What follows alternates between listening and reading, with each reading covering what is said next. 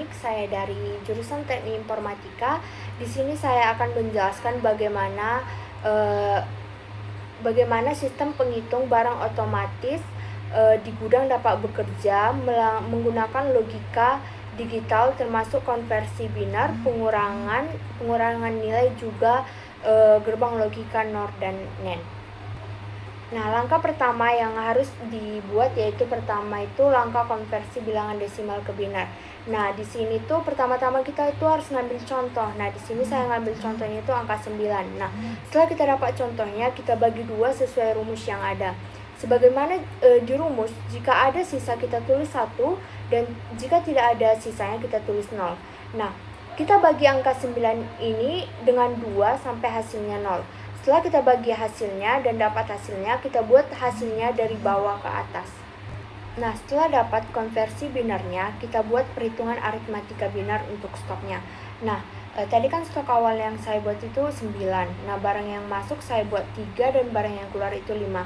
Nah, bilangan binar dari 9 itu 1001 dan barang yang masuk itu 3, bilangan binarnya itu 0011 dan barang yang keluar tadi 5, bilangan binarnya 0101.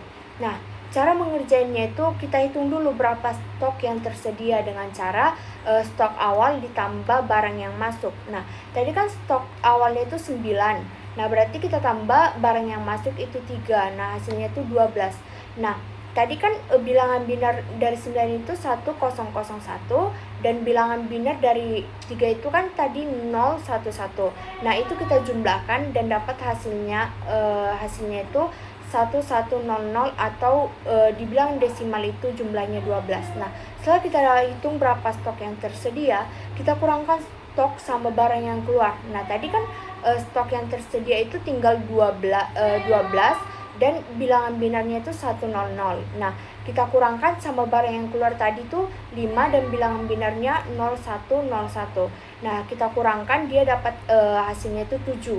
Nah, bilangan binar dari 7 itu adalah 0111. Nah, setelah kita mengerjakan aritmatikanya, yang ketiga itu kita harus mencari kombinasi untuk mendeteksi batas stok. Nah, logikanya itu pertama-tama kita misalkan nih stok kritis itu sebagai A. Nah, berarti stok aman itu harus lebih besar sama dengan dari A dan stok kritis itu lebih kecil dari A. Nah, di sini kita akan menggunakan perbandingan agar dapat diproses oleh gerbang logika NOR dan NAND. Nah, terus kita asumsikan nih, jika stok dinyatakan kritis ketika barang kurang dari 5 atau ketika barang kurang dari 0101. Nah, jika kita ingin tahu nih stok aman itu masih ada, kita harus menetralkan pembalik sistem dengan cara menggunakan dua gerbang, yaitu NOR dan NAND secara berurutan. Yang pertama itu kita harus menggunakan gerbang pertama itu NOR untuk menghasilkan 1, dan yang kedua itu setelah itu kita gunakan gerbang NOR juga untuk membalikkan hasilnya menjadi 1. Jika kita ingin mengetahui stok itu aman atau kritis, yang pertama itu kita harus tahu nih stok aman itu masih ada atau enggak. Kita itu harus pertama-tama itu harus menetralkan pembalik sistem dengan cara menggunakan dua gerbang, yaitu NOR dan NAND. Nah, jika kita ingin tahu stok sudah kritis, kita menggunakan gerbang NOR dan NAND juga untuk membalikkan sinyalnya lagi. Nah, setelah itu kita udah selesai nih di akhir. Jadi kesimpulan dan alur lengkap dari sistem penghitungan barang otomatis ini, yang pertama kita itu harus mendeteksi barang nih yang masuk atau keluar dari gudang. Yang kedua, sistem mengubah ke bentuk binarnya dulu. Nah, yang ketiga, kita melakukan penjumlahan dan pengurangan untuk mengecek apakah barang yang masuk dan keluar itu valid atau tidak.